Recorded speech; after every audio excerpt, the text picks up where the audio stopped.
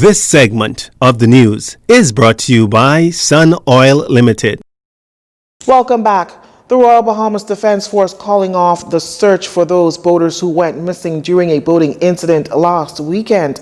The force's search and rescue coordinator, Commander William Sturp, shared that much after 4 days of canvassing an expansive area of waters around Chub Key and the Berry Islands, and based on wind and tide models. Now, the occupants were passengers aboard a 27-foot vessel that capsized on September 12th in waters south of Chub Key.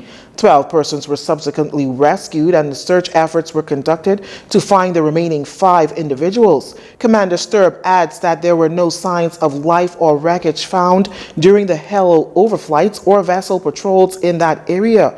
He says the Defense Force is grateful to its partners and the United States Coast Guard for their support in this activity. Police investigating 3 shooting incidents, all of which have left the victims nursing wounds in hospital. In the first incident, according to reports, shortly before 1 p.m., a male was walking on Bimontia Avenue in Garden Hills when he heard sounds of gunshots. Moments later, he felt a sensation and realized that he received injuries to his right foot. The victim was assisted to the hospital by a concerned citizen via private vehicle. He is listed in stable condition. Some hours later, shortly before 9 p.m., a male was riding his motorcycle east along Wolf Road in the vicinity of Rubis gas station when he came upon another motorcycle with 2 occupants. As he attempted to overtake them, the passenger produced a firearm and discharged it in his direction, hitting him several times before he was able to evade them. The victim was assisted to hospital via a private vehicle where he is detained and is listed in stable condition. And in the third incident, again shortly before 9 p.m., a female driver and her male companion were at the traffic light on Blue Hill Road and Carmichael Road awaiting the change of the traffic signal. When 2 males on a motorcycle pulled in front of her, one of the men dismounted the bike armed with a firearm. He approached her and demanded that she exited the vehicle. On seeing the assailant, she drove off, hitting the rider who remained on the bike. However, the gunman discharged the firearm in her direction. Moments later, the driver realized that she was shot several times. She was transported to hospital via emergency medical services, where her condition is listed as guarded. A male was arrested and is assisting police with investigation into this matter.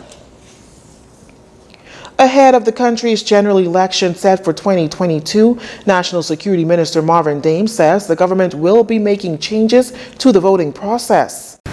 As we would have promised in our manifesto, that we will be making changes to this overall process of voting. We have done some work. We still have a lot more work to do. As was promised by this government, we intend to do it. There will be some changes, but how significant, I don't know. We've had Dorian, we have COVID-19, and so many of, what we would have hoped to achieve, some of what we would have hoped to achieve obviously would have been impacted from a timeline standpoint. Now, as the country adjusts to the new normal brought on by COVID-19, voters can anticipate some changes in the actual voter registration process. As to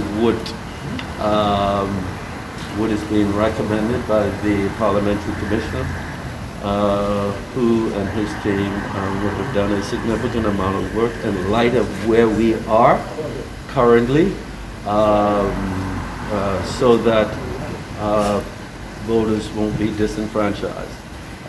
We've always been a nation where people come out to vote, and we don't want to impact that in any way from a negative standpoint. Now, as the country adjusts to the new normal brought on by COVID-19, voters can anticipate some changes in the actual voter registration process.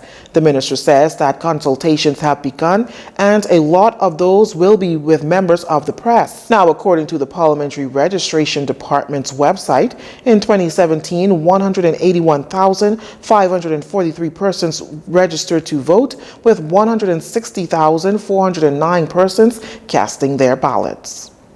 Stay with us. This segment of the news has been brought to you by Sun Oil Limited.